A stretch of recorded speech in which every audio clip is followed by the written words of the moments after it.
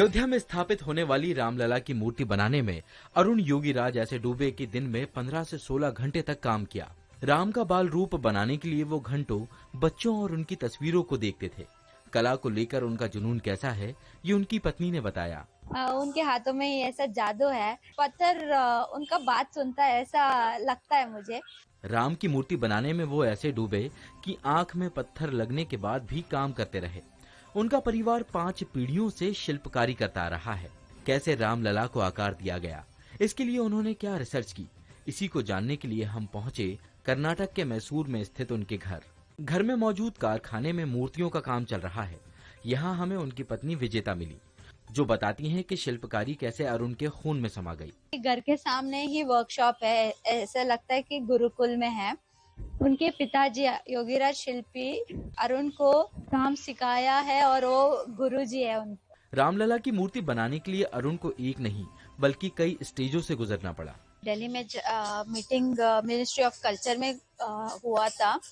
उससे पहले तो 2-3 इंटरव्यू हो गया, 2-3 मीटिंग तो हो चुका था। फाइनल इंटरव्यू में कॉल आया था, अरुण उस टीम में क्यों नहीं है करके। विजेता ने बताया कि सिलेक्शन होने के बाद राम मंदिर ट्रस्ट ने मूर्ति बनाते वक्त 3 चीजों का ध्यान रखने की बात कही थी। पहली, मूर्ति में रामलला का बाल स्वरूप नजर आए। दूसरा, उनके चेहरे पर दिव्य तेज होना चाहिए। तीसरा, बाल रूप में होने पर भी वो राजा की तरह दिखें। लेकिन अरुण के सामने सबसे बड़ी चुनौती थी रामलला के बाल रूप को ढूंढना, जिसके लिए उन्होंने बच्चों को ऑब्जर्व करना शुरू किया।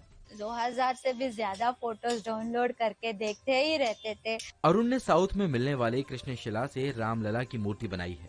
एक वक्त ऐसा भी आया जब मूर्ति बनाते वक्त उनकी आंख में चोट भी लगी। में भी वो काम करते थे, सुन नहीं रहे थे, रेस्ट करने का भी नहीं सुन रहे थे, क्योंकि उनको नींद भी नहीं आती थी। ऑलमोस्ट 3 शिफ्ट का काम करते थे।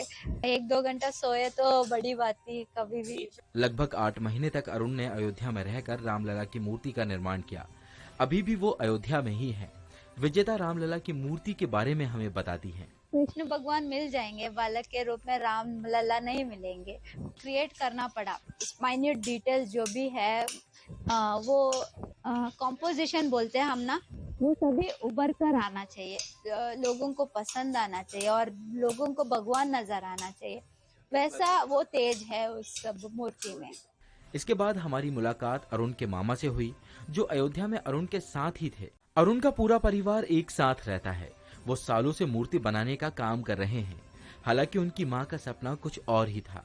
कड़ी तपस्या और दिन रात मेहनत के बाद अरुण ने रामलला की मूर्ति को तराशा है। होगा जब श्री राम अपने बाल स्वरूप में 22 जनवरी को भक्तों को दर्शन देंगे। आशीष राय, दैनिक भास्कर।